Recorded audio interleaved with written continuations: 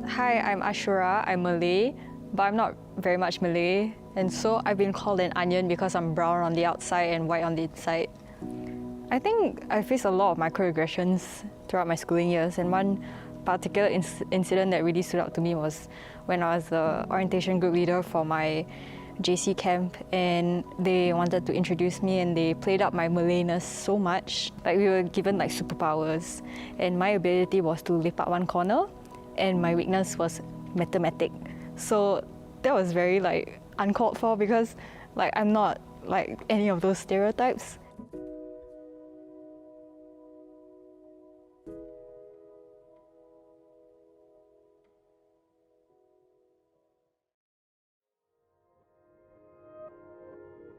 One thing I noticed is that they are really not aware of the words or what does it mean.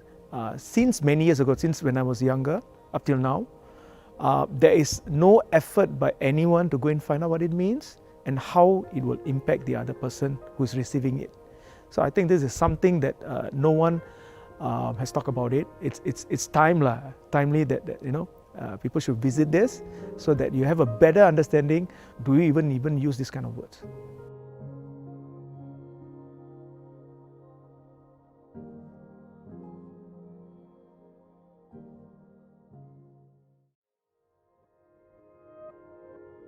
I think we need to see no topic as taboo.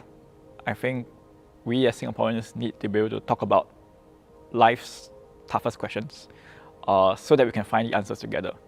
I think that sweeping issues or sweeping contentious ideas which may cause friction under the rug does us a disservice, and we need to continue to talk about it so that we can then address these problems and act on them.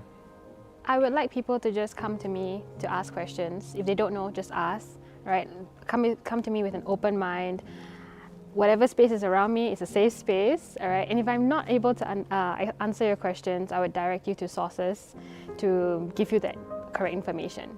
To the people of my faith, I don't think you can judge how religious I am based on how recently I put on a tudung or how I dress or what I work in, you know. If it's not with a mosque, then am I not religious enough? I don't think it's fair for me to be judged like that, yeah, because I feel that everybody's trying their best. The people from the professional world, I think the idea of tolerating religious differences is not good enough. Respecting would be great. Embracing would be awesome. So if we could work towards that, it would be very great. Thank you.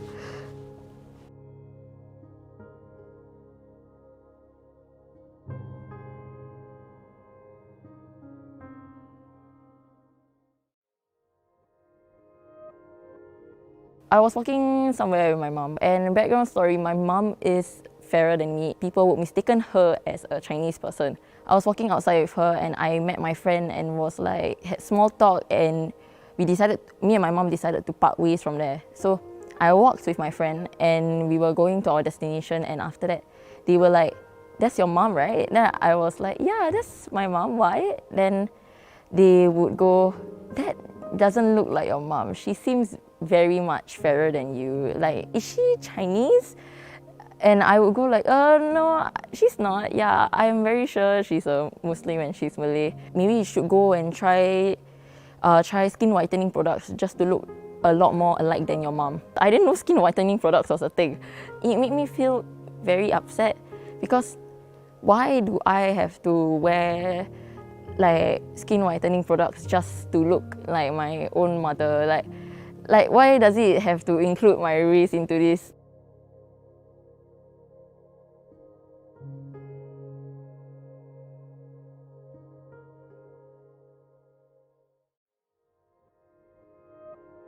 So in the very beginning, when I first stepped into the Taoist teaching and practicing, so there are a lot of misconceptions among my peers and colleagues, which they always think that, hey, hi, you already you went through the university and then you're educated, and then why do you follow the older generations type of practicing or religion practicing. So you always believe that our religions are rather superstitious. So a lot of idol worship, talismans, and also a lot of other things like incense burning and all stuff of things. At that time, I think I was very in the beginning of this religion. So it actually stirred me out to want to learn more of my own religion. Okay, so that in future I'm able to actually explain to them in a more fruitful manner.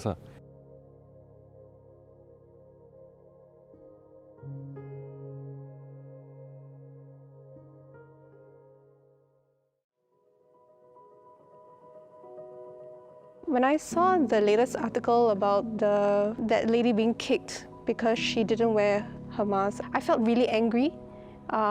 As not just as a Singaporean, but I think as a human, I think violence should never be the answer to any of our unhappiness. And yeah, I think there should be a better way to get around it. When I read about the incidents, the racial outbursts on social media, I felt very sad.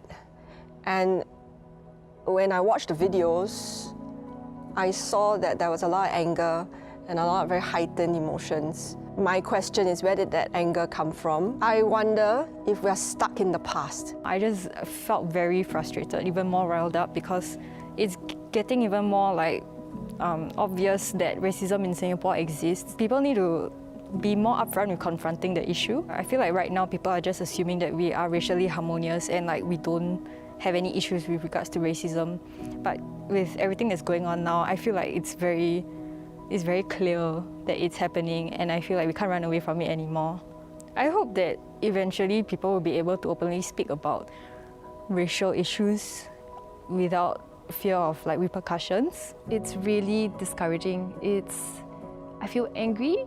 I feel confused that in a first world society, we still take such an underhanded approach to our differences, to just other human beings, to other people who have dignity and every right to be alive and do what they wish to do with their lives.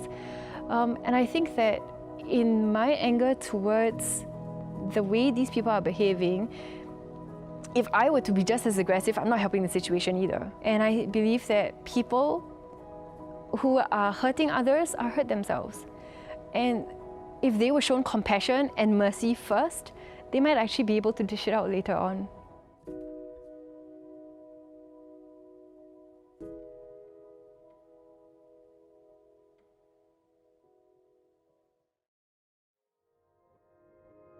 So the discrimination that I faced in office is at my previous workplace, where I had wanted to pray, take about a short break to pray, and I went to search for an empty cubicle, which is what was at the corner.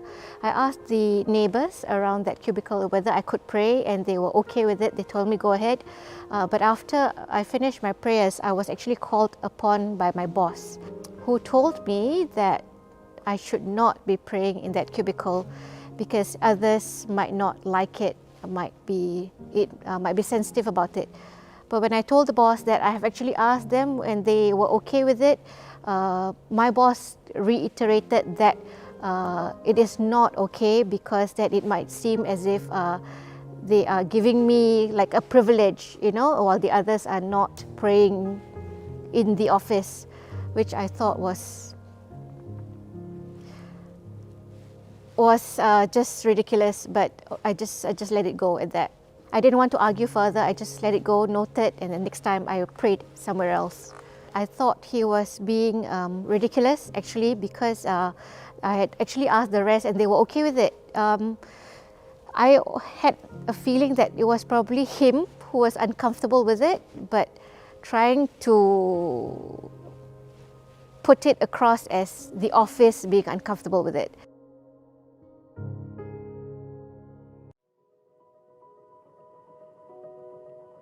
My name is Joy. I'm Eurasian Filipino and I'm married an Indian. And it was a hard journey because he's of a different race and also a different religion. My parents weren't very supportive of it, and they would always tell me like Indians are like wife beaters. My mom was definitely displeased when she found out that I was dating an Indian man. She would ask me, why don't you date Ang Mo? You know, then your babies will be cute. Or like, why don't you date a Filipino man? Are you sure you want to get married to an Indian man? Do you know what they say about Indian men? The idea of which one should you kill first, a snake or an Indian man?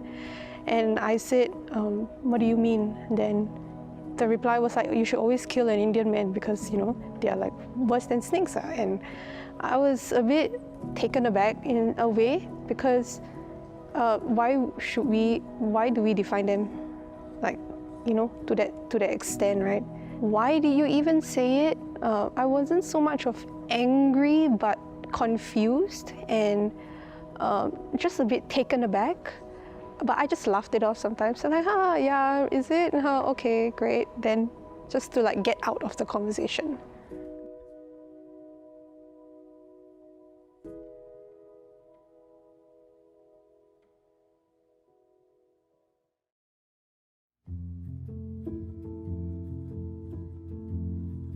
There was one time in primary school when we were sitting in I think I was primary 5 or primary 6, and we were sitting in McDonald's. Some of my friends actually started forcing or started to joke around, trying to get one of my Hindu friends to actually eat a hamburger, and hamburger has beef in it, and Hindus can't eat beef. And I feel guilty now because I didn't do anything about it. I laughed along and I didn't do anything. And thinking back, you know, I feel that if I had been shown a role model or an example of how it is to stand up for others, I would have done it. Because the same thing happened to me like a year before, or some months before.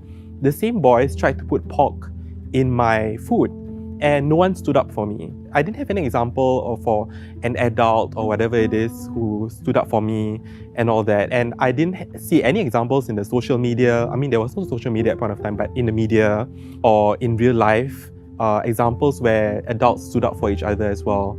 So if that had happened in my life, I would have known how to do it for other people. Yeah.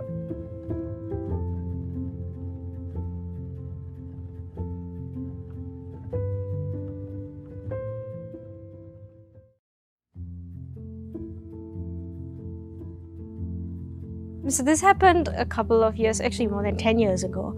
And my mom was studying for her master's in Singapore, and most of her classmates were actually all from overseas. And it so happened that that year was my grandparents' 50th wedding anniversary as well. So my mom actually invited these friends of hers, these new friends of hers, to my grandparents' house.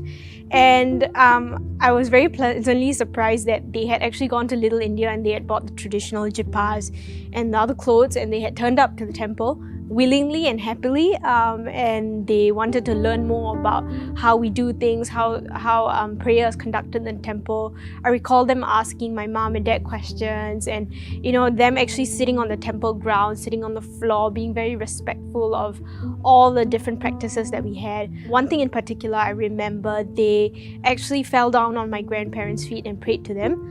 That's very characteristic of Indian Hindus, and doing that, it's a form of respect for elders. And I recall now thinking that, you know, even us Hindu children wouldn't do that and don't want to do that. And then here you have people of a different nationality, a different race, doing that, different religion doing that. I think to me, as I think about it now, it really is so heartwarming that they may not share the same faith, but they still did the thing that was respectful in our faith, which was very amazing. Yeah.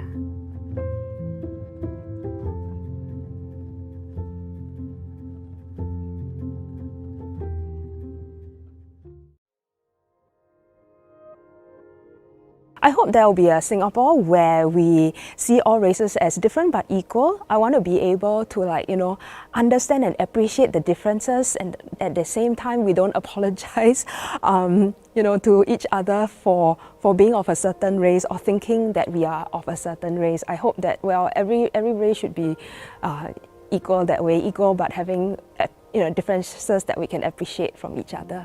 What I want to do is to stand up for what's right at that moment, because if you don't, you're just perpetuating that thing that it's all right and the person will continue to be brave and bold. That's not what we want. We want people to know that's wrong, cut it off, and let's move on. Go have this dialogue. Go and get to find out the other ethnic group, okay? And find out what is the food they like, the festivals that they celebrate, the words that we shouldn't be using on them, how to be really, really not tolerant, beyond tolerance, okay? Really understand what they are. What I can do to achieve that is basically educating my friends, like people around me, and being like, maybe they do feel hurt about it, but you just don't realize. Having more discussions like in school, or it can be among friend groups as well. This is still like lingering around Singapore. What can we do? Because it all starts from us.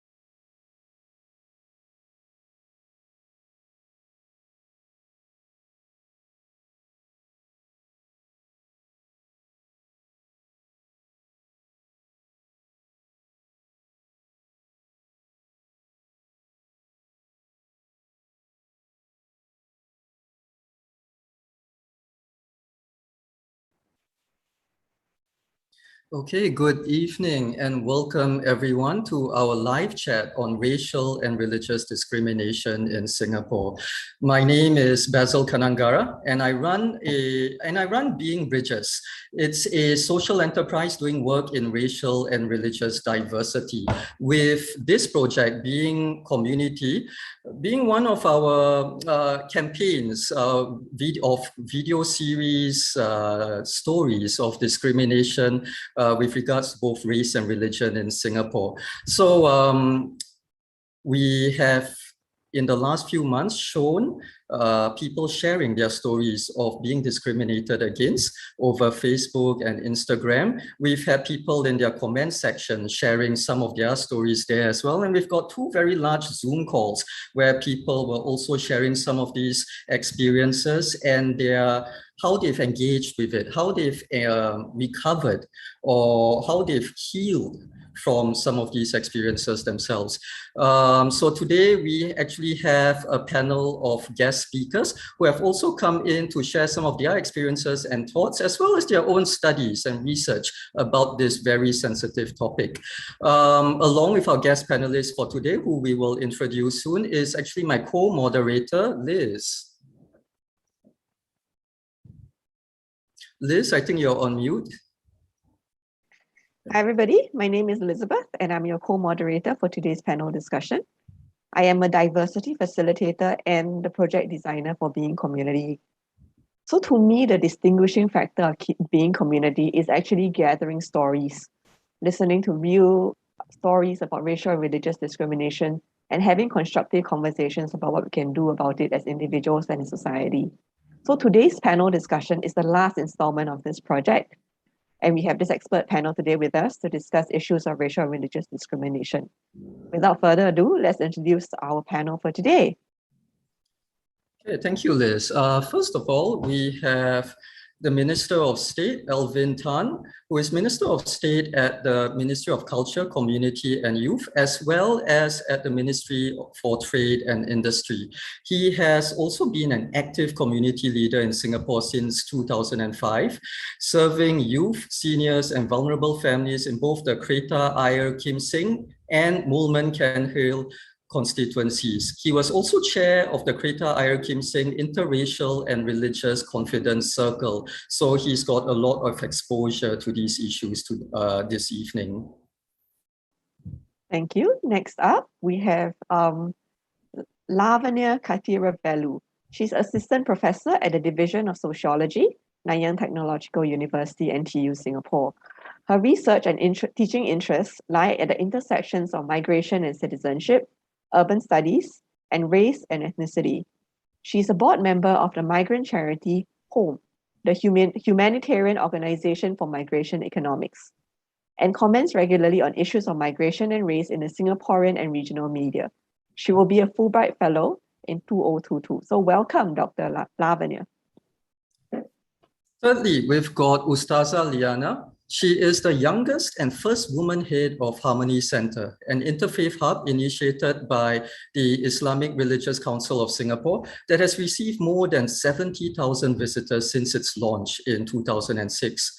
Specializing in comparative religions and communication from the International Islamic University in Malaysia, her discourse interests are in the areas of diversity, faith, culture, women's issues, and integration. That's quite a bit. She is also the co-founder of Giving Back Beyond Faith, which seeks to bridge migrant workers and faith communities through experiential programs and dialogue. Welcome, Liyana. Last but not least, definitely not least, we have Pavita Singh. He is an interfaith and social justice activist for 8 years now. He is a youth Sikh leader within the Sikh community and beyond. He is the Vice-Chairperson of IRO Youth, the youth chapter of the interreligious organization. He's also co-founder of Fruits of Labour, a ground-up initiative to bridge the gap between the communities of blue-collar workers and the larger Singapore population, especially the youth. So welcome, Pavita. Thank you once again to our panelists. Thank you very much for being here, and to everyone else viewing us on Facebook Live, as well as other media sources as well. Welcome. Thank you for joining us this evening for our chat.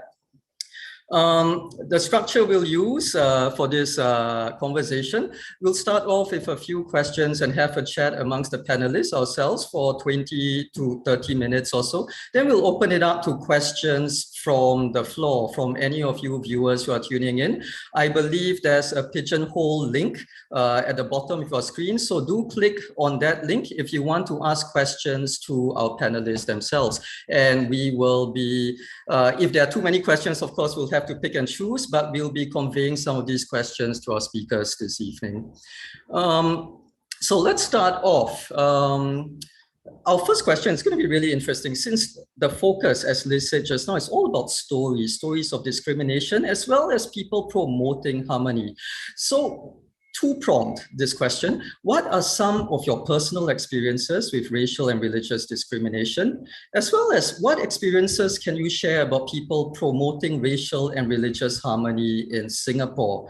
I might open this up to everybody, but maybe the Minister of State, Alvin, would you be able to start us off? Yeah, thanks, Basil, and thanks, Liz and the Being Community team for putting this together. I think it's very important that we have this. It's really a conversation. As we're preparing for this, it's not about, we're going to field you a question and then you answer.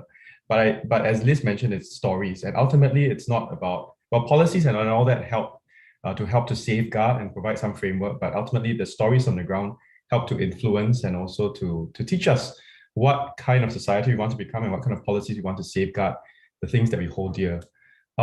I joined government about a year ago.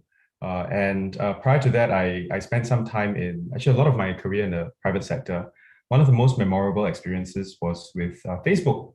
And when I was working at Facebook, it was still rather a smallish kind of platform. Now I think it's reaching out to billions of people.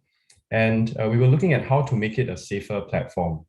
I remember one particular experience that I had some years ago, where somebody reached out to my team and I, and they were from Myanmar, and it was youth in Myanmar, and it was a former classmate of mine from grad school. Says, hey, we have a couple of youth in Myanmar. They wanted to come to learn more about, how to use Facebook to promote racial and religious harmony, because as you know, that there was some, they had internecine conflict in Myanmar. And so the youth came, we showed them around the Facebook office, and we talked to them about, how we can make the platform a little bit safer. They gave us a lot of feedback, and they mentioned that, Facebook was effectively their window to the internet, and that there were abusers to the system, and they were trying to put in content that helped to counter these abusers, race, religious, persecution and discrimination. Then after that, I said, we're talking about technology and platforms. Why don't, I volunteer on the ground in Chinatown. Why don't we come and go visit? And I said there was quite an interest, and I can, bring you to, a temple, a mosque, a church, and actually two temples, Hindu temple, Buddhist temple, mosque, and a church. And so we took a bus from the Facebook office down to Chinatown, New Bridge Road. And we went from one to the other. And I remember one distinct experience that I had. As we were coming down from Sri Mariamman Temple, and then we were going to Masjid Jame Chulia Mosque. Then they went up the bus again, and then I said, actually, you don't need to go on the bus, it's just the next door, and they were quite surprised. And they told me really, and many years down the road, they still remember that visit, because you have the Fairfield Methodist Church on one side, and on one road, Fairfield Methodist Church, Buddha Tooth Relic Temple, Sri Mariamman Temple, and then you have Masjid Julia, the mosque. So, to us, which we find that it's a little bit, common, I think to others may not be so common. So I learned to treasure that, and I thought that, when I first joined as an RCC chair, I was one of the younger ones, so we brought in a few of these radical ideas, how do you use platforms, how do you reach out, and I thought that it was very useful for us to safeguard those precious racial and religious harmony that we sometimes forget it has in Singapore, but we're reminded from time to time that is not always the case elsewhere. So that was a real defining moment for me, Basil and Liz. Yeah. Basil, you're muted. Thank you for sharing that, Alvin. Would any of our other panelists like to contribute to this question as well? Maybe I could follow up following Minister Tan's comments. I think, exactly what he said about these different religious organizations or places of worship right next to each other. I was also part of a multi-sided project looking at diversity, right, defined quite broadly, but mostly looking at ethnic diversity and migration. And Singapore was one of the sites that was picked as a success story. Right? How come we have such diversity here in Singapore?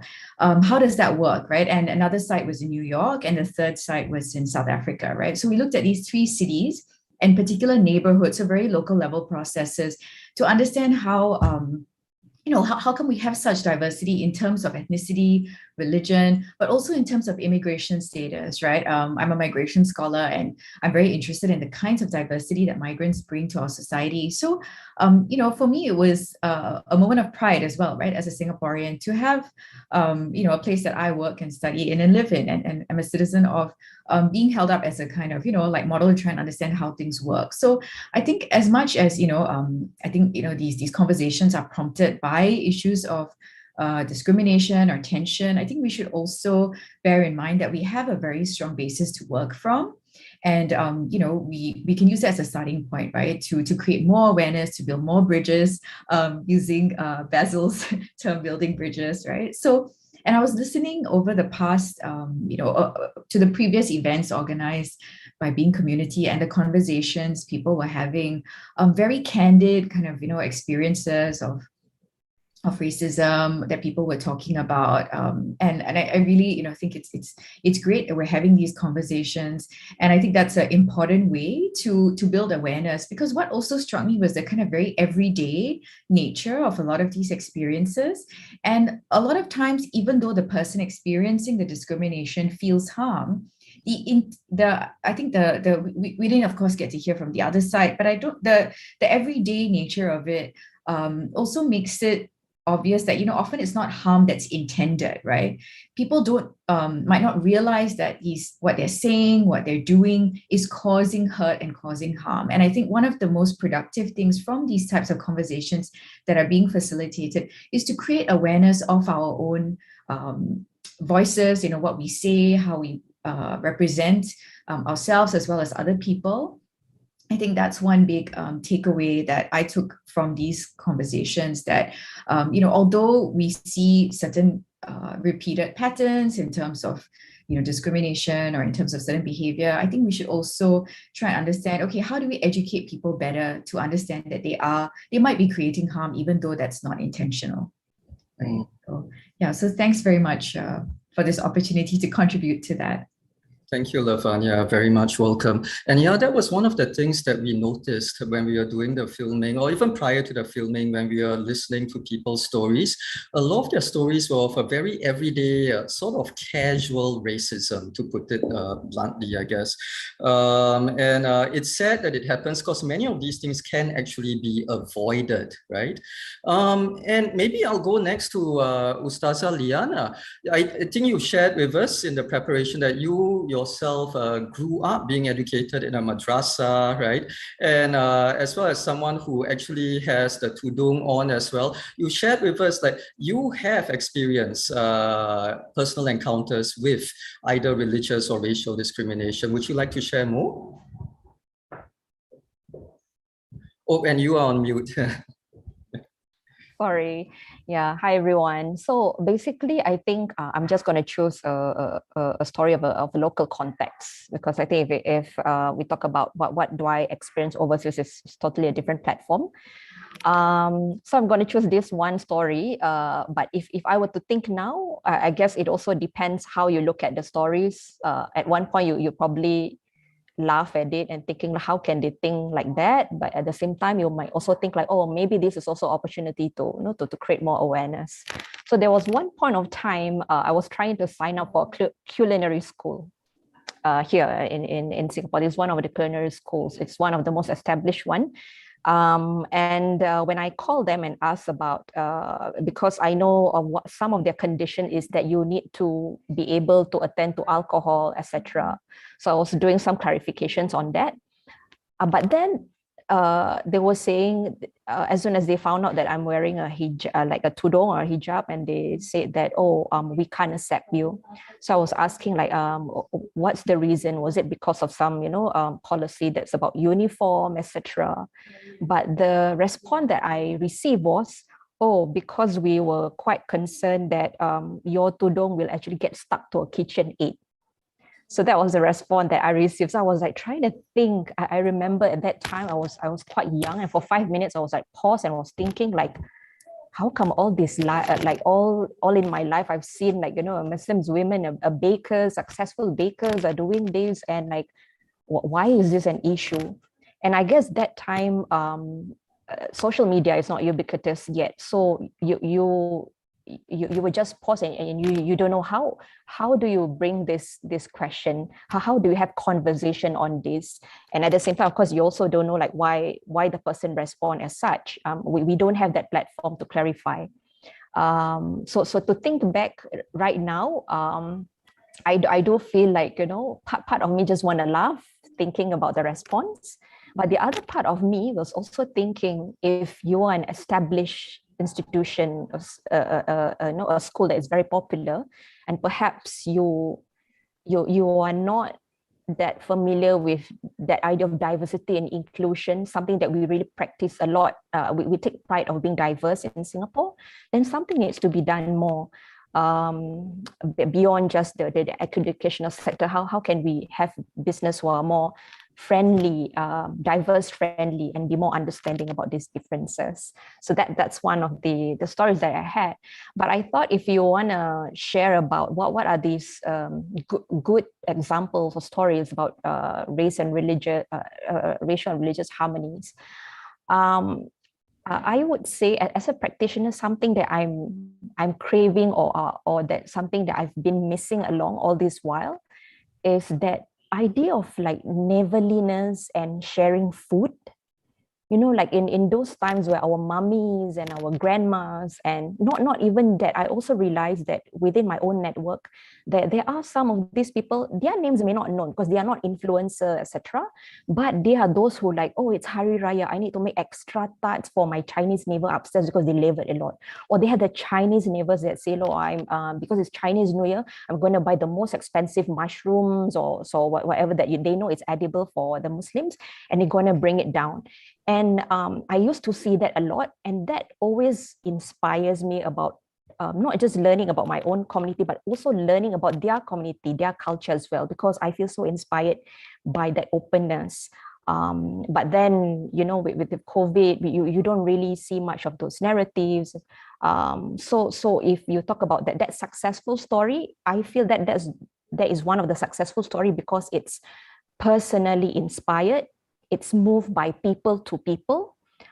So I thought that was the most authentic, successful story of racial and religious harmony that we can see in Singapore. Yeah. Thank you, Liyana. And very quickly, Pavita, I know you've got a very powerful experience of discrimination yourself. Would you like to briefly share with us a little bit about that?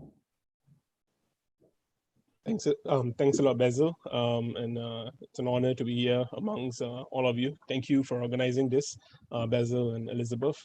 Absolutely honored to be here with Minister Laavanya and Liyana. Yes, well, so I've had my fair share of discrimination growing up. As you can see, I have a turban, I have a beard. But growing up as a minority, I have faced my fair share of racial and religious discrimination from school days to tertiary education, and even when it comes to workplace discrimination, I think, which is something that the recent policies have been laid out to battle that. Well, last year, I think my face might be distinctive to some of you, because last year I did get onto an interview with a recruiter. It was more of actually a hybrid of incorporating some of the work that I do with the work that they are offering, from another organization, and I still remember when I had the whole conversation with the recruiter. She was like, "Oh, because these are financial dealings. I don't think the clients will like if you have that cloth thingy on your head." And I was like, "What?" and she was like, "Yeah, is it okay for you to remove your turban?" I said, "No, that's absolutely not okay." Or she said, "Why not?" I said, "Because it's part of me." I said, "In the constitution, I can live and work with my turban. I can walk freely with my turban, and nothing is going to stop me." I said, I'll take it one step further. In a military constitution, we are allowed to serve, defend our country, and even lay down our lives with our turbans should the call arise. My grandfather contributed in the defense of Singapore during World War II, and he did so in his turban. My father in his national service, myself, my brother, my relatives. So I was a bit taken aback by what she had said. And she said, "Oh, but we still would like you to have it removed." I said, "I can't remove it." And I said, I hope that you know what you're saying, because there are going to be implications of what you just mentioned. And I guess I will have to, report this, because, if this is happening to me, I can only imagine what is happening to other individuals, not just Sikhs, but other minorities.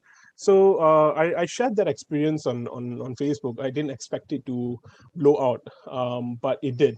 And it got a lot of traction, and a lot of people wanted to name and shame the agency, the recruiter, and it was like a whole mob.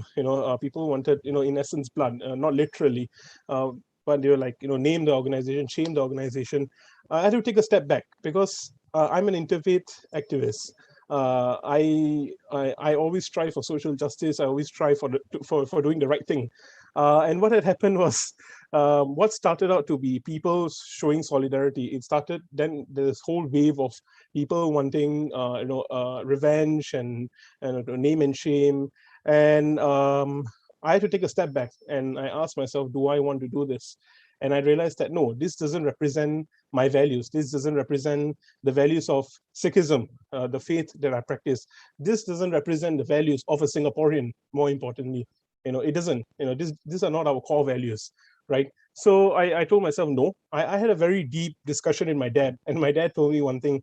He said, always remain on the side of Dharma. Always remain on the side of doing the right thing, and you decide how you're going to move forward with this. So I reached out to in fact, the organization reached out to me, and they had mentioned that the recruiter is a parent and the children, and in pandemic times it's difficult. Are you okay, Mr. Singh, not to pursue this matter, not to take it legal with us and whatnot? I said I will do that. I will choose to not take any further action on two conditions. One is you lay out an official apology. Number two, I want a sit down with your entire team on a 101 Sikhism, what the turban is about, what our practices, what is the constitution of Singapore when it comes to being a practicing Sikh. And they agreed. So I gave them 48 hours to give me the apology, and I did put it up online that the apology has been made. We are not going for blood. This is not what I am. This is not who we are. We can be better than this. We need to take the higher road, the more difficult road, because when we educate, we go further. And I had that one-on-one session with them, and I kid you not, it was supposed to be a 45-minute session. We overran almost 1.5 hours. They had so many questions, and it goes to show the lack of knowledge, the ignorance, and even naivety. So naive, they do not even know the simplest of things. Until now, I'm in contact with one of them, and they keep in touch, for advisement. We are going to approach this individual from this minority. How do we deal with this? And I'm happy to share. So it happened with me. Frankly speaking, Basil, I'm still recovering from the incident. I'm not going to shy away from this. I am. It tore a certain part of me away, because I look back and I look at the Sikhs that had defended this country with a turban. I look back at my grandfather's contributions. I look back at my father's contributions, and I ask myself, do we deserve this? But my father always told me, loyalty to country, loyalty to your people, loyalty to your values. You stick to this, you will not go wrong. So I am recovering from the incident till now, I won't lie. And I think it's important that we appreciate that it is okay to not feel okay, right? And when it comes to religious discrimination, it is absolutely okay to not feel okay. And I gather strength through these dialogues and through this conversation. It helps to heal. So I hope my story does inspire people to come on board, through dialogues and conversations, and to understand what is the best approach to take to battle religious discrimination. Naming and shaming, trust me, it won't take us very, very far. It won't. Thank you. Pavita, if I may, Basil, if you don't mind, because Pavita talked about his story. Pavita, I do a plug for the Sikh Untold Stories at Indian Heritage Center. I went there. By the way, it's quite fun because you can make a fool of yourself by doing the Bhangra, and Pavita, you see me do it. It's terrible. But that these exhibitions, I think it was remarkable because it really opened up the vista for many of us who may not understand the Sikh faith. And I just want to encourage, if any of folks would love to learn more. I think Pavita is a great ambassador, but there's also a very good exhibition there at Indian Heritage Center. And you can learn so much. Yeah. I think for the record, I think Minister completely was completely awesome when he came to that Bhangra performance there. So he's being too humble. Do check out his performance. I think it's somewhere on his Instagram. Might be on TikTok. Thank you for sharing your stories. I mean, from Alvin, we see that how we take it for granted, our infrastructure, that we can have different places of worship right next to each other and have no conflict. Laavanya talked about how we are known globally for our racial harmony and multiculturalism. But of course, according to listening to Liyana's stories and Pavita's stories, we still have some way to go. And what I love about Pavita's story is not about retributive justice. It's not about I want to hurt the other person for hurting me, but more about restorative justice. How can I help the other person who has hurt me know me better? And help me know where he or she, the misunderstanding comes from, and try to rebuild and restore that friendship and relationship. So I thought that's really wonderful. But that leads me to think, why do you think racial and religious discrimination still exists? Why do we know so little about another race and another religion that we can act not deliberately but ignorantly? So I'm wondering whether, Laavanya, you have an answer to that. Why does this still exist? Why are we so mean to each other? I think this is a big question and questions that many people much smarter than me have tried to answer. And I guess I can give it some context in, there is no country or no place in the world where there is perfect religious and racial harmony, right? Especially in a national context. Even the most kind of progressive societies still have fault lines. So I think that's one thing to bear in mind, right? There are always boundaries within societies and they take different forms. So the kind of fault lines we're seeing today, we're seeing, for example, a rise in xenophobia that has been pointed out against foreigners, certain types of foreigners, perhaps, and that may be a result of certain confluence of certain factors. The larger maybe numbers of people who are foreign or who look foreign in our midst, maybe the pressures in terms of economic pressures that people are facing. So I think the thing we want to bear in mind is that these boundaries between people and the fault lines shift, right? So there is no kind of one way in which we can see how discrimination works, and it works differently in different societies across the world. Having said that, though, I think just listening to stories from Liyana, from Pavitra also makes me realize that I think we don't have maybe a robust enough education of difference, of religious difference and racial difference. And I think this needs to start very early, right? Some of my colleagues at NTU are doing research with young children, and people, these kids seem to develop awareness of difference at a very young age and have certain stereotypes associated with certain groups, right, in terms of how suitable they are for certain jobs. So when we see this, I think we need to think about, okay, how can we perhaps institute more real kind of learning about difference at a very young age. Teachers, I think, are key in this. Educators, I mean, I know they're very stressed already. I think we need to think about, okay, how can we educate teachers? And we saw, recently certain educators, polytechnic educators making very insensitive remarks. These are people in positions of influence, right? So how can we educate teachers to be more sensitive and to pass on these messages to young people? And I think we need to think about this beyond a tokenistic way, right? So it's not just one day of the year, for example, where we eat different foods or, we learn how to wear each other's clothing, but, we learn about the struggles of different communities, for example. We learn about, discrimination, like the kind of conversations that have been facilitated here, right? How can we do that across different levels of schools, for example? So I think that's one reason perhaps why this continues to exist, because of a lack of maybe education, right? Both at a more systemic school level, but maybe also at the level of individual families, communities.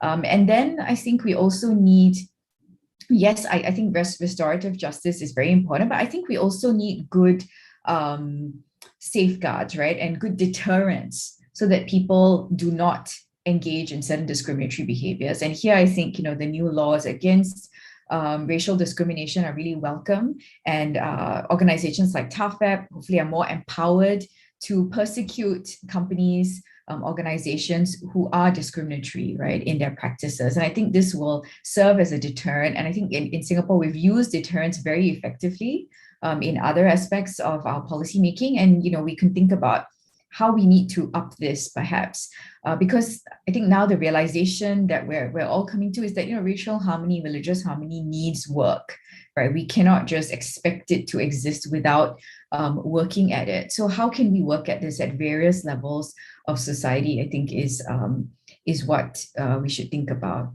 right? So yeah, I'll leave it at there, but happy to hear what other people think as well.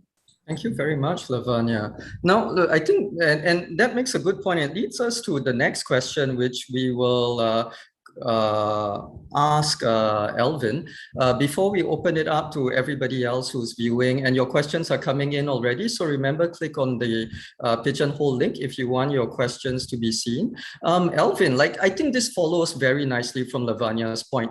How can we respond to discrimination as individuals as well as a society?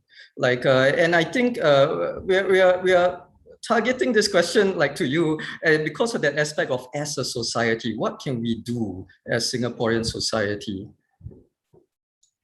Thanks, Basil. And I think Laavanya gave us a clue as to how this might be. And when I shared earlier on about that story, because we're all telling stories, I also neglected to say that even though we are seen as a bit of that model, we are nowhere near a finished product. And if I may, I would think it is a bit of a reawakening of some of the senses, primarily because of what COVID has shown us, that, to use Laavanya's point earlier on, is that there are existing fault lines. And these fault lines occur in every society. And I think you will see that COVID has really, really shone the spotlight on these fault lines. And I know that now the fault line or that discrimination is a little bit on Indians, for example, but we remember also in the early days is that if you're Chinese, you are Chinese virus. So I think we forget that the early days that happened. But there are these fault lines across different racial and religious compositions, as it were. Then what can we do? I think there are a couple of different ways we can do it. One is, Basil, as you mentioned, in society. That is very much, I would think it's a little bit upstream. And I think we need to do a little bit more in terms of educating in schools, at work, and the community. And our National Integration Council, we're doing a lot of work on that front. We are looking at how we can even strengthen IRCC. So Liyana, I think we talked about this some time ago, but we're really, really looking at how to make it a bit more contemporary. Next year is 20 years, anniversary of IRCC. But the IRCC was formed then, after 9/11. You imagine that. So I think there are a few institutions that need to be looked at. a few institutions that need refresh. So that's really at the policy level, at the social level, then moving towards policy level. We have a few different safeguards, as Laavanya mentioned earlier on. We have, for example, the Presidential Council of Minority Rights. We have the Maintenance of Religious Harmony Act. We have elected presidency.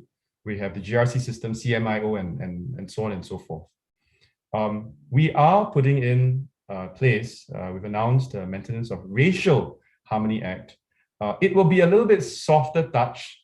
It will take into account, I think, what Pavita earlier on mentioned as well.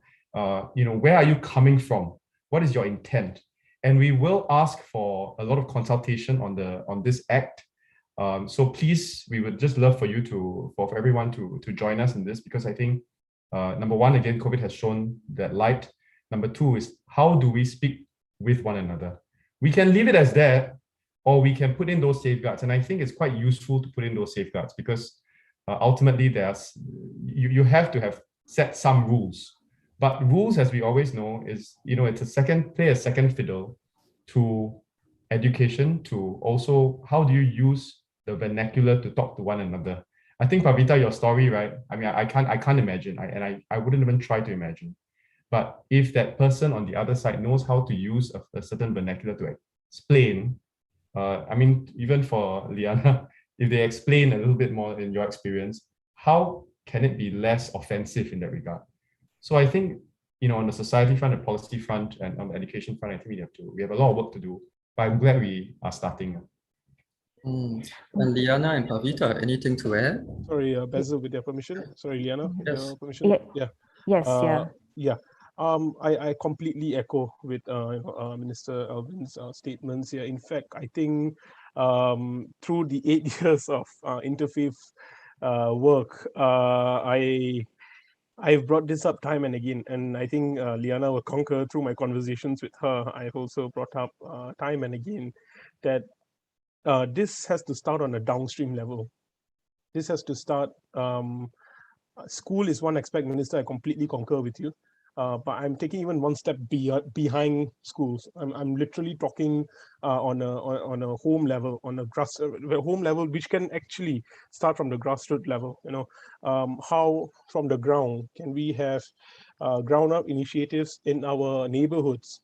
That reach out to households in educating, in creating dialogues. To educate households on racial and religious harmony.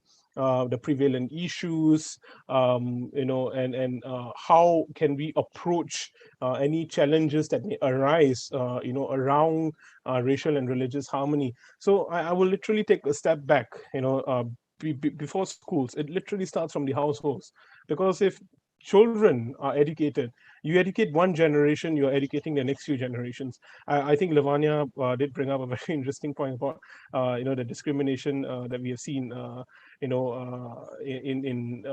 our teachers, in the recent cases, and it makes you wonder how are grown adults, succumbing to such racial and religious discrimination. It makes you wonder, it makes you think. So it's important that we start educating the generations. Take it one step behind. Literally go to the downstream, go to your households, and then go to your schools. And when you start educating generations, you'll start realizing that you are seeing a more cohesive society. Right? We are looking at educating a society. It literally starts from the ground. And I think Minister Alvin has got enough ground experience to maybe concur with what I've just mentioned in Liyana also. Yeah, Basil, if I can add on, because I quickly have something to add on with regards to the comments by Laavanya and also MOS Alvin Tan. So I really strongly, there's this one common pattern that we are talking about in trying to understand the others, and also why we are creating stories, right? And I thought maybe I would just like to also help to emphasize like why stories are very important, and it's not just telling, because sometimes people say like, okay, you are frustrated, these are stories, so what, what's next after that, right? And this is the kinds of remind me the book that I recently read, The Righteous Mind, Why Good People Are Divided by Politics and Religion. And this particular line that I really like, that it says that life narratives provide a bridge between a developing adolescent self and an adult political identity. So technically, stories actually help us to understand why certain people behave in a certain way, because there are different aspects of it that actually shape their social metrics, right? And if we are able to look at that, then probably the way we approach people who are different from us is not that we are trying to demonize them, but also to accept that differences are inevitable. I think right now, what is the problem is we see that diversity, but if those things are different from us, we consider it as a gap. It's like us versus them. But in reality, if we see a proper diversity, it's a spectrum. It's not a gap. It's just we are of a different end. And how do we understand the other ends of it? And people shift in their stages of life. Sometimes they're at a different end, and maybe one day they'll go to your end. But maybe we're not, and we just have to find that common ground. So I guess having to understand that nature will be very useful. And I think that also leads to why starting to educate and create the awareness from the young, it's very, very important. And this is also something relatable to myself. When people ask, like, how did you spend your time being in a madrasa 10 years, never had friends from different faith? How did you end up being so open to like diversity and doing interfaith dialogue, etc.? 99% of my exposure and the positive narratives about other religion and about other faith communities are from my parents. They are the one that create a very strong, a very positive impression about others that makes me so curious to learn about other cultures. And therefore, playground is my starting point of an education.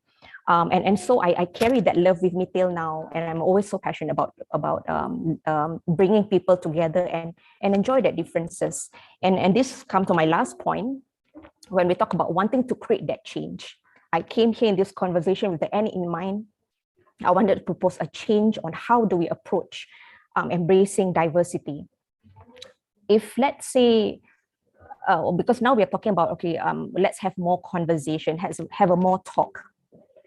But one thing that I've learned through my experience is that having a space to explore and play is equally powerful as having a conversation. Why are we underestimating the power of play and the power of having exploration? Why are we probably something that we can think of like spaces like playgrounds and libraries? Why are we not having more tools for children and for parents or adults to explore something, a cultural element or symbols in playground that you can explore? And you can go for like public libraries where you can also explore more things about the different faith, the different culture, and then they realize that this is not a separate issue to deal with. It's part of my day-to-day life and embracing those diversity. So I thought I just want to make those 2 points. Yeah, thank you. Sorry, Basil, if I may just add on. I really like how Liyana have really broke it down, and I absolutely concur with her. In fact, you know, I'm a guy who is very solution-driven. In all my interfaith conversations, I said, now we have spoken. Now, what is next? What is the solution? I would like to suggest, and I like to think, and you know, I hope this formalizes in time to come. There have been so many interfaith discussions that have taken place, amazing dialogues and discussions.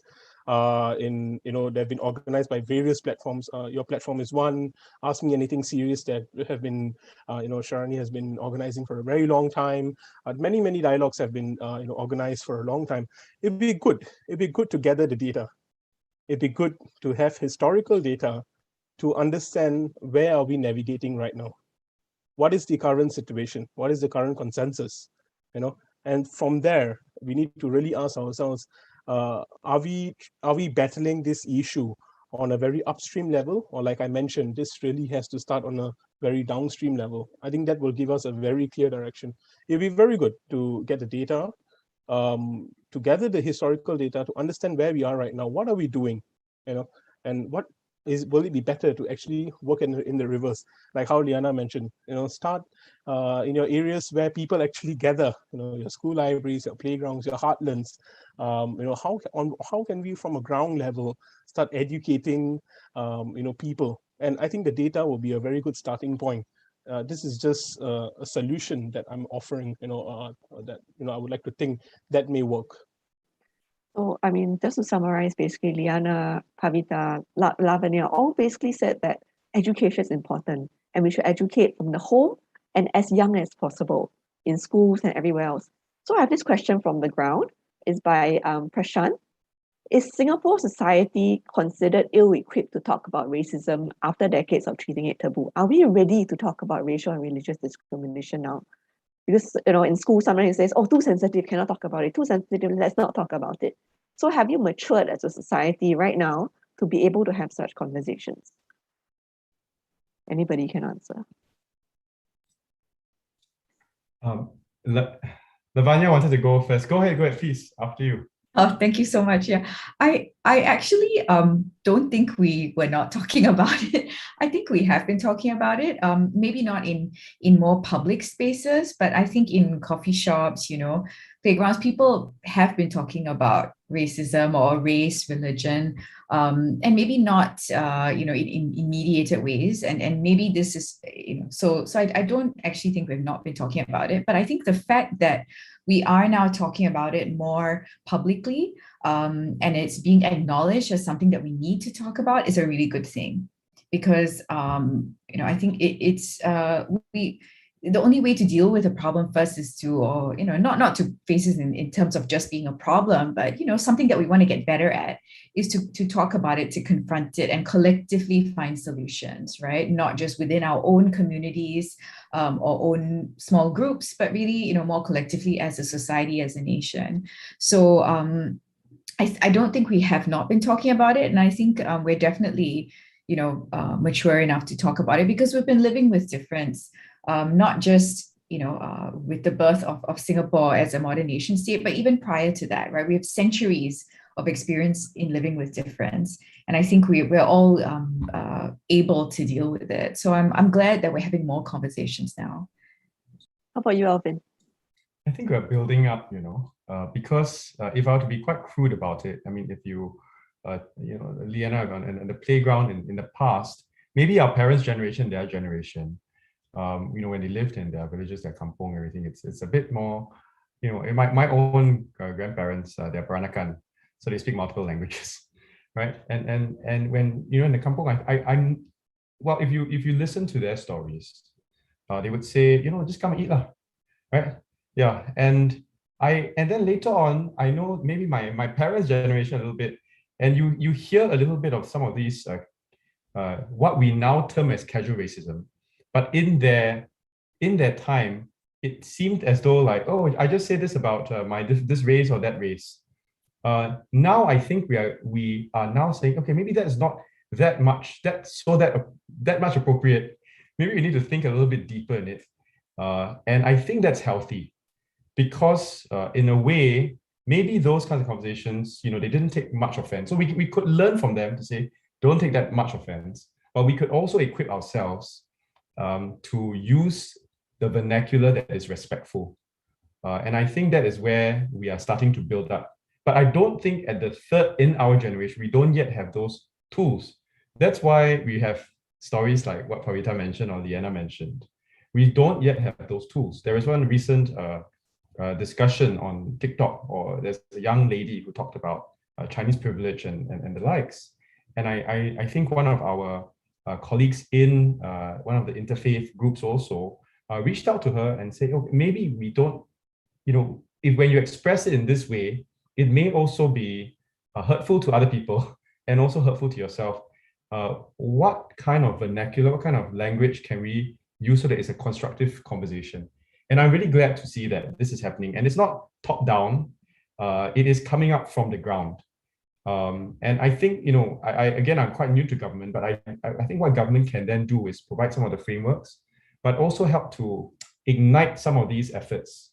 And, for example, even being community, this is MCCY Harmony Fund, right? And so we are almost like investing in these startups, so they grow. And these startups are so valuable because they provide a social structure for us. And it's not from top, it's actually from the ground. So I thought that was quite useful for us in this regard. Thanks, Liz. Can I just add to that? I think it's important. I'm glad that Minister did realize that in terms of, to kind of bring up that in terms of governing frameworks can be put in place. I think to answer the question, I do agree with Laavanya. To answer the question, have we been having these conversations? Yes. And like how Minister mentioned, have we been building on them? Absolutely. Because I have seen, I did not have any conversations relating to race and religion in school, to now I'm realizing when my nephews tell me, or I've got relatives who are telling me, oh, they're having conversations in school these days. I'm like, oh, that's interesting. I've got relatives and friends who are in the education sector, they're telling me the same thing. So we are evolving as a, as a country, we are evolving, our frameworks are evolving. And we are starting to realize that it is important to have this conversation. So I think this question has been brought up a lot of times. Are we sweeping these things under the carpet?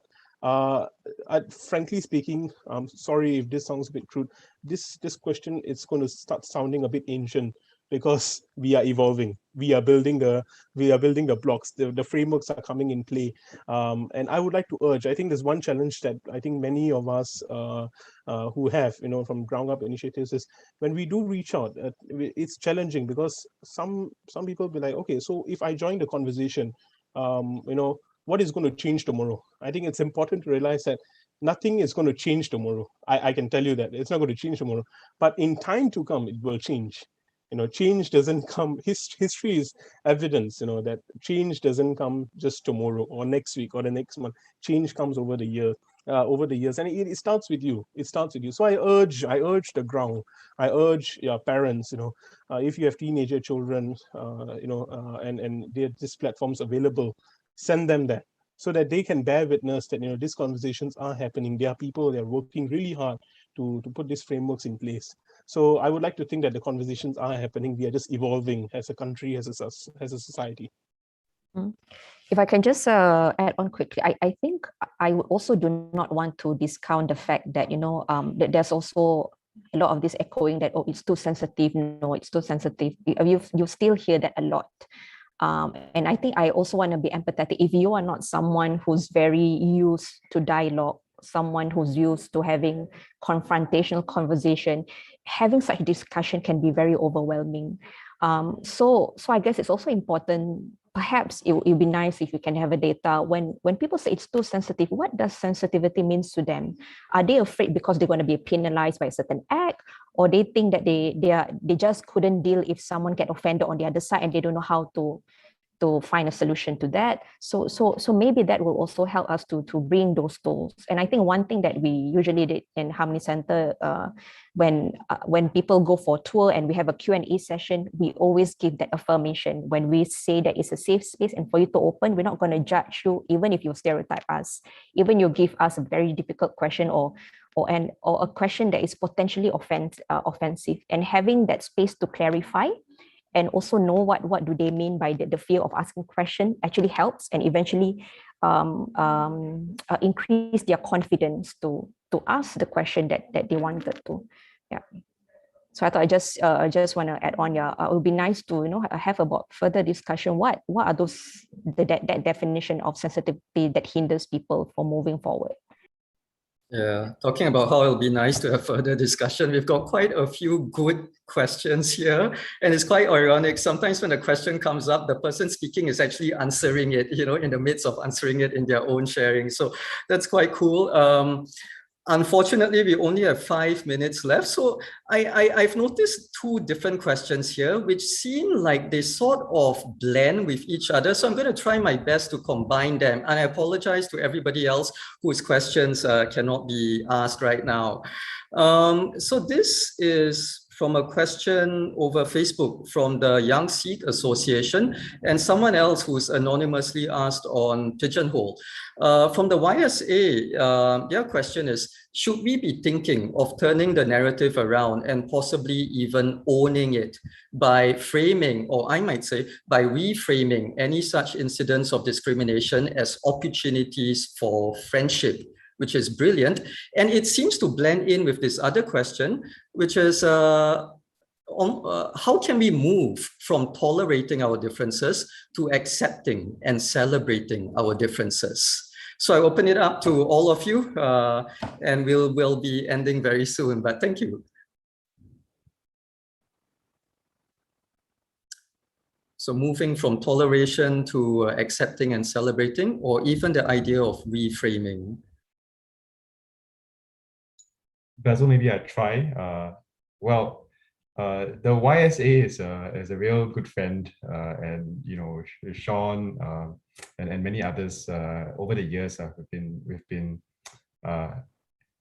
working with them quite closely in my multiple capacities, and they are already doing it. YSA, you're already doing it, right? And then we always tell that same story, Pavita, right? That same story about how you've turned that particular incident where that social influencer said that there are two Sikh young men blocking the turbans blocking the view, and then they brought them to the Gurdwara, and then they turned her, explained the Sikh faith to her. So I think that you're already doing that. I think we can learn more from what YSA and others are doing. I wanted to be a bit provocative in the sense to just share something about CMIO, and I know that there are many discussions about CMIO in this regard, and it has it is related to what you raised, Basil, because do we need that? Do we not need that? I think it's a very valid debate, and I learned a few things over the last couple of months doing so many of these conversations. The first is that even in this kind of conversation where we have quite a good diversity, male, female, different races, faiths, and so on and so forth. I remember being in one, and then somebody said, "Hey, how come Eurasians are not represented?" And I was like, "Okay, maybe we should put a Eurasian." Then somebody else would say, Boyanese, or there's so many different ones. So then I also thought, are we ultimately people are proud of who they are, where they come from. I had a friend who I'm very close to who was from France, and then we had a catch up recently. And she said, and I shared, our situation here in Singapore, our unique situation. And she said in France, they did away with all of these different so-called race, to term it loosely, labeling, as it were. But she said ultimately, the French, from the African French, the Algerian French, right, they still clustered in Versailles, in Lyon, and everything. So that experiment, the homogeneous experiment in France, may not turn out to be what they expect. So is it better for our society, and this is a big question mark for all of us, to continue to have, even though it's imperfect, you cannot put all bunch into 4, right, CMIO, but is it okay still to have that so that we kind of put these structures in place, that we use those structures to help us to recognize and make sure that there's as best representation as possible? Or do we just lump everything together and say we are the same? I think recently, 1 or 2 days ago, there was a discussion about online to say that one association or one company or something, we had all, for example, the Chinese. Then where is the other representation? But then if we are meant to eradicate the classification, then all will be Singaporean. So I think that is a good, what I thought was, I learned from that is that maybe some of these structures, imperfect as they are, could still perform its function. We have to tweak it over time. But if we do away, we throw the baby out with the bathwater, we may be worse for wear in some regard. Yeah, so I just wanted to put that out there. I thought it was quite useful for us to discuss eventually, because we have no time now. Thank you. Anyone else? Do we have time? Can I make a quick? Let's go a few more minutes. Yeah. Yeah, I think quickly in response to Mr. Tan, but I think, the CMIO, I agree, needs tweaking. I think it's important to put in place, as was mentioned, to protect interests of groups that may not be as well represented, right? Religious groups, ethnic minorities, and I think the situation in France is quite can be quite problematic. There's like ethnic enclaves, which we don't have. There are class issues, right, to do with these with migrant, even second, third generation African French migrant communities. But I also have, there's also research that's come out that's looked at long-term trends, like over hundreds of years, and looked at globally as well, and looked at ethnic categorizations by state, and found that actually states that do ethnic categorization have more likelihood of these, resulting in ethnic conflict, right? So I think we need to balance saying that, okay, I'm not saying that just because we have CMIO, we're going to have ethnic conflict, right? That's not the line I'm trying to draw. But what I'm saying is that, thinking in those terms, how does that prevent us from thinking from more collective terms, right? And how can we achieve a balance of protecting people's interests by recognizing difference, because certain people need more protection than others, right? Women, for example, right, need like women's charter to protect our rights. But at the same time, how can we also encourage thinking that's beyond those borders, right, beyond ethnic boundaries? And how can we, tweak CMIO to achieve this balance, I guess, is what I'm saying. And that leads me to my second point in relation more to the question Basil was asking as well. I think I want to put one word out there, and that's respect, right? I think before friendship, we need to respect each other's differences, even if we don't agree with them. Even if I don't agree with someone's reasons for not wanting to, be vaccinated against COVID-19, I'm going to still, respect their right to do that. Even if I disagree. And I think, maybe Liyana, that book you were reading, it sounds like that might give us some insights as well into how to deal with people who think differently to us. But, for me, I think respecting someone else's viewpoint and difference, as long as, they're not causing harm necessarily, like direct harm, but respecting someone else's right to have different views, whether it's political, whether it's religious views, right, I think is the basis for developing friendship, even across differences. So, respect for me would be the key word. And, this takes a form of interpersonal, but also respect of communities. And, this principle, how can we embed this in social relations, but also in law, right? So I'll leave it at there. Basil, if I may. I think I'm glad the CMIO point has come up. Frankly speaking, ethnic categorization, I think like how Laavanya and MOS Tan has mentioned, it has its pros and cons. But frankly speaking, I think in a society that we live in Singapore, and how we are as a hub that constantly have people coming in from different backgrounds. It's important that it is in place. But I do agree with Laavanya that it can be tweaked, it can be looked into, it can be dissected further to understand how we can evolve from here. But the CMIO, I do feel it kind of grounds us as a society. It does, given how many given the diversity that we are in, that we have. So I do agree with YSA's point. I think YSA has been very crucial in the recent years in promoting racial and religious harmony. Another organization that I would like to call out is Hashpiece. They've been doing fantastic work and really ground level work in turning these interactions into friendships. I do echo Laavanya. I think respect, absolutely. I will go one step further and say kindness, be kind, in all our interactions, no matter how hostile they get. I think it's important to embed kindness in it, Sorry, Basil, can I also understand what was the last pointer by YSA? The idea of reframing. Sorry, about there was another question about tolerance and moving towards celebration. Yeah. Well, I think for a very long time we've always heard, that Singapore, we have to learn how to be tolerant of each other and stuff like that. I think we can start taking one step further and start being accepting of one another, and this will come through. This will come through when we start being kind when we start respecting, like how Laavanya has mentioned, when we start being empathetic, when we start being compassionate, and we start grounding ourselves with core values, we start educating ourselves, we start reaching out through conversations. I think we are an educated society. For a first world country, we're a highly educated society, and I think we can definitely move towards into a acceptive society. I think tolerance is, I think we can move on from tolerance. Thank you. Yeah, I'm very, very conscious about the time. We are overrunning a little bit, but I like everybody, if it's possible, Would just you like indulge us. Liyana to share first though? Like, do you have anything else to add?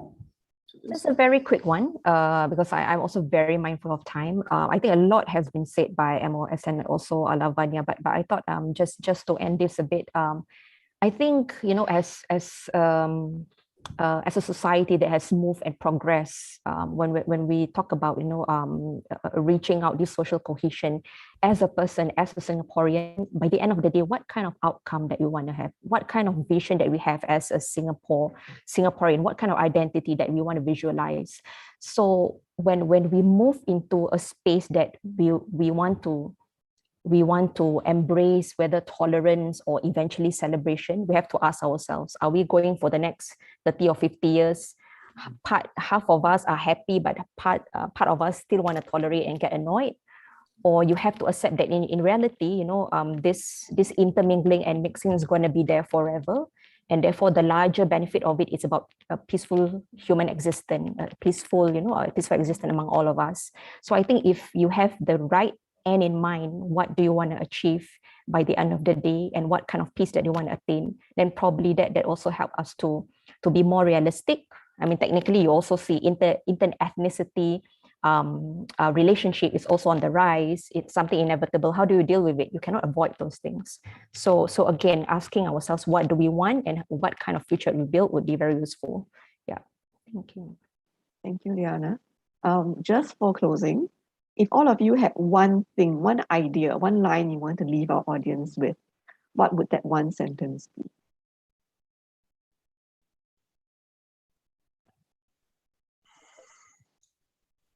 I'm hungry.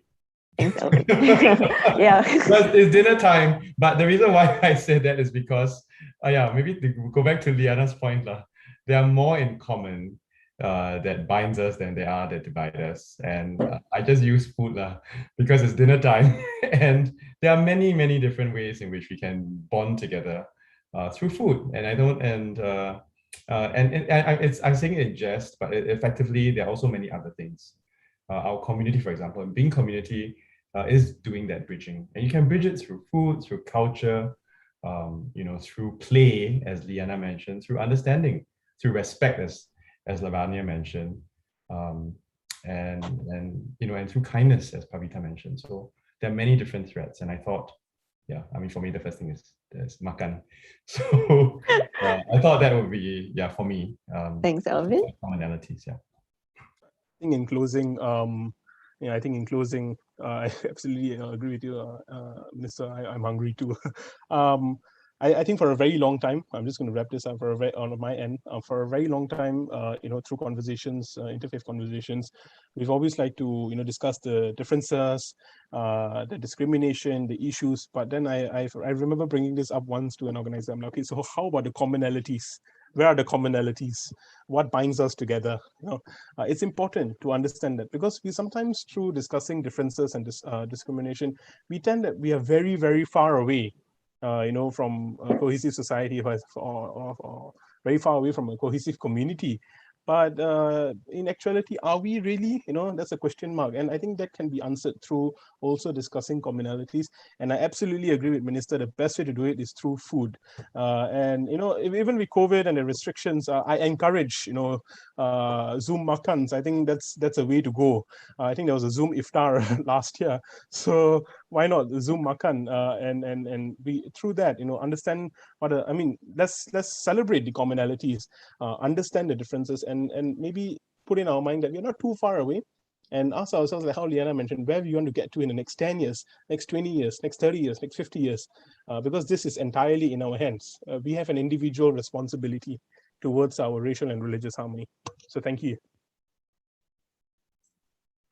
Just very quickly, I think, so thinking about a global context where there's a rise of kind of like ethno-nationalism across the world, I think we need to be vigilant about our own kind of harmony or lack of conflict. And I think I would urge everyone to be aware, I guess, of our own actions and educate ourselves as we said before, but also call out, right? If you see, don't just be a bystander, but call out if you see someone being discriminated against, because this is our collective good that we're all working towards. So we should see it as a collective project. Thank you, Liyana. There's a very short one. Nothing new. I would actually wanted to emphasize from my last point. My appeal is we have a lot of conversations. Conversation also starts from you. If you want to make those changes, you have to start thinking seriously every day. What kind of changes, difference I want to make our social cohesion a better place for us. And I think that's a role for everyone to play, not just the government or not just some organization. It all starts from us. So we always have to consistently ask what kind of changes that we want and how we can lead those changes. Yeah, it's about, I like what Liyana, how she summarized everything. It's about taking ownership of the change we want to see. I mean, a very old cliche quote is be the change you want to see. So with that, thank you, everybody. Thank you, Alvin, Liyana, Pavita, Laavanya, for joining us today and sharing with us your insights. And really, we're going to thank you, everybody. Thank you. Thank you so much. I learned so much from everybody. As just to end off this thing, we are having a call to action for everybody. So on your screen, coming up soon or in the chat, there will be a link to a pledge. Could I invite all visitors and viewers to go onto that link, make that one pledge, that one thing you want to pledge to do to promote harmony or stop discrimination. So can I invite everybody to just make that pledge? Thank you all with that. Thank you all for a very, very fruitful and insightful discussion. See you guys. Bye-bye. Thank you to our panelists and to everyone for joining us online. Bye-bye.